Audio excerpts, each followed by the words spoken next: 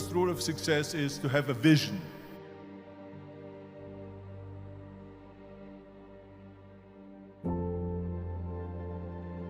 You see, if you don't have a vision of where you go, and if you don't have a goal where you go, you drift around and you never end up anywhere. It's like you can have the best ship in the world, you can have the best airplane in the world. If the pilot or the captain doesn't know where to go, it would just drift around. It would not end up anywhere, or most likely in the wrong place. So I was very fortunate that I stumbled onto my vision. I mean, as you know, I was born in 1947 in Austria after the Second World War. And I didn't really like Austria when I grew up. I couldn't wait to get out of there. I couldn't see myself becoming a farmer or a worker in a factory or anything like that. My vision was totally different. I felt that I was born for something special, for something unique, for something big. So I was searching. Then one day I went to school. I remember I was 11 years old, and they showed a documentary about America. And there they showed in this documentary the huge skyscrapers, the high-rises, the huge bridges, the 6-lane freeways, the huge cars with the wings sticking out, and all of this stuff. And I said to myself, that's where I want to be. I want to be in America. But now the question was just, how do you get to America? In those days, it was a very expensive trip. It's not like today. So again, I was very fortunate that one day after school, I walked by a store in Graz, which was called Brühl. And it was the only store that really sold kind of American stuff. So one day, they had jeans there, American jeans. And then they had the Bullwalker. Then had an expander and some barbells and some dumbbells and an exercise bench in a window. So I went inside and I looked around and I looked at this stuff, and then I saw a magazine. I saw a bodybuilding magazine that had Reg Park on the cover. Reg Park was then a 3-time Mr. Universe. And I saw him on the big screen as Hercules. And on the cover it said, how Reg Park, Mr. Universe, became the Hercules star. That's what the cover story was all about. So I looked at the cover and I said to myself, I got to get this magazine. So I bought the magazine, I took it home and I read it over and over from the front page to the back.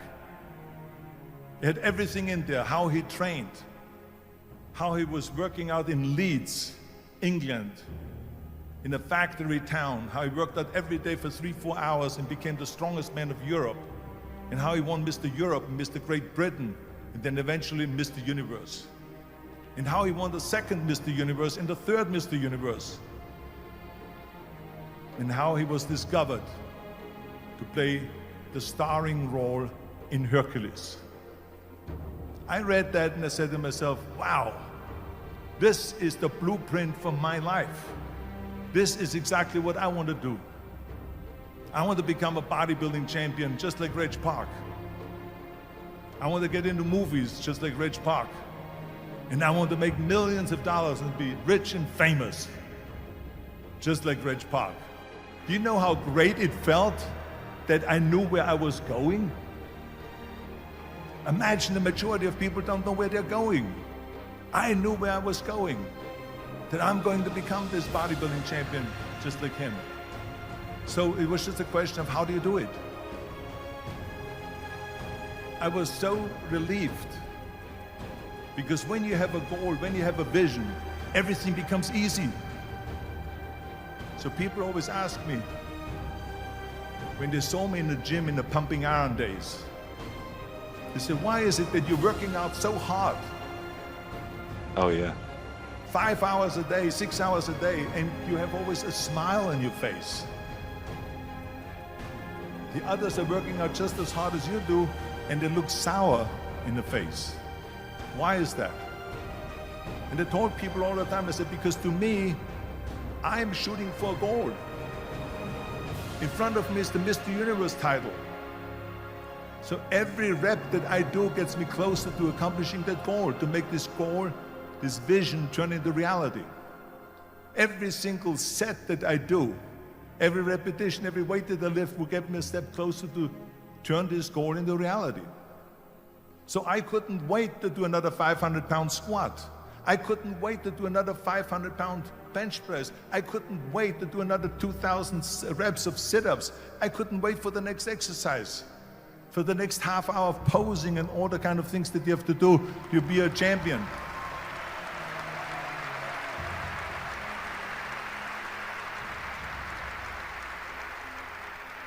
I felt so great knowing where I was going, and I tell you, it worked.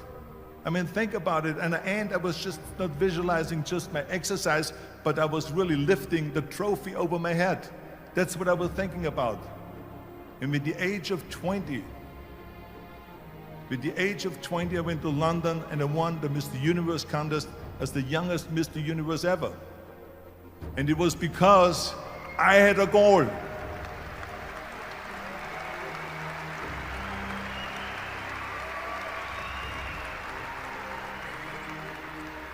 And this is no different than anything else, what I'm talking about. This is not just about bodybuilding. It was the same in acting. I remember when I was doing Conan the Barbarian.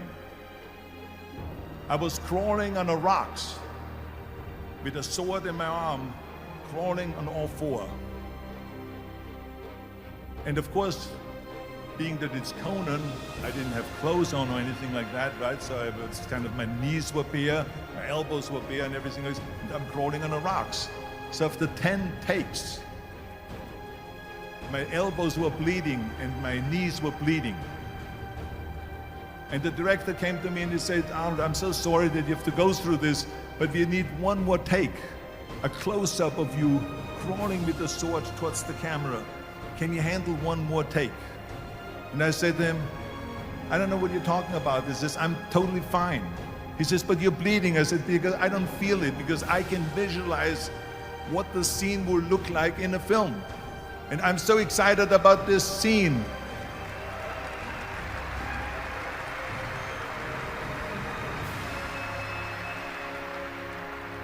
I was visualizing crawling up behind Thulsa Doom, which was played by James Earl Jones.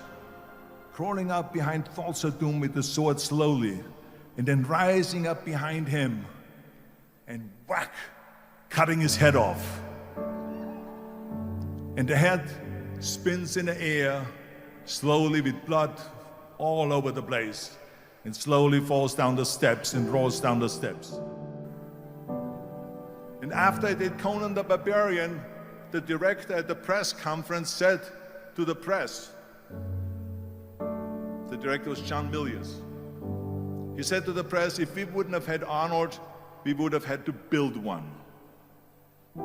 So think about that.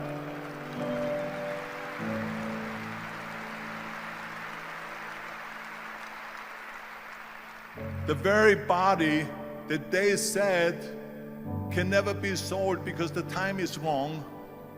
A few years later, I'm doing Conan the Barbarian, and it was the #1 hit at the box office when it came out in the summer of '82. There is no stuntman that really can double me in dangerous situations, so because nobody has a body like mine.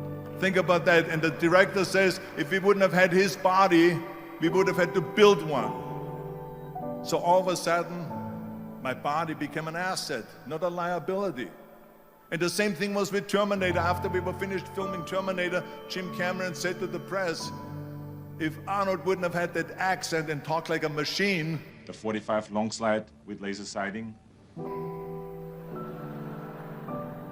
I think the movie wouldn't have worked. So think about that. The body and the accent that they attacked was an asset.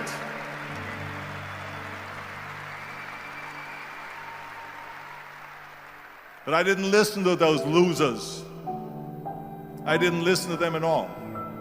Because that's exactly the way it was in politics again, when everyone said no, no, no, and it can't be done. And I became governor of California, and this is with everything like that.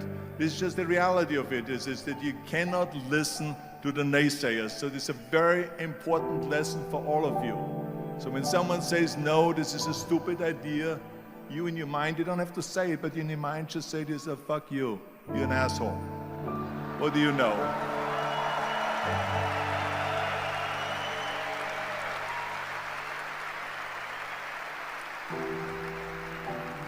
If I would have listened to the naysayers, from bodybuilding to show business to politics, I would not be standing here today talking to you. I would be in Austria in the Alps yodeling. That's right. I would be in Austria still left yodeling. That's what I would be doing, exactly. So this is why I say don't listen to the naysayers. And the next thing, the third point that I'm going to make to you is work your ass off. There is no magic pill. There is no magic out there.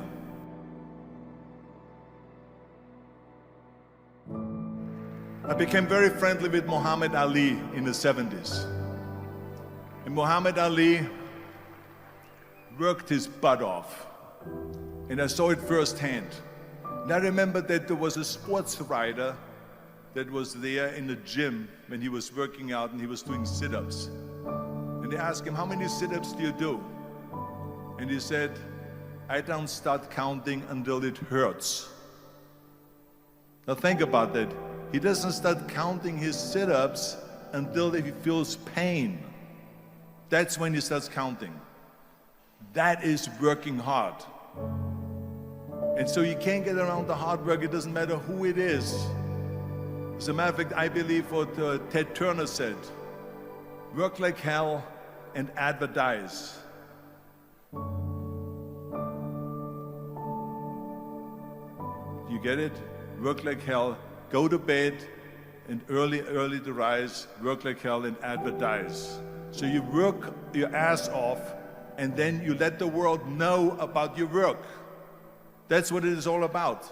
Let people know if you have a company, if you have a movie, if you do a sports, work your ass off, but then advertise and let everyone know. So this is what it's all about. So anyway, so those are the three main rules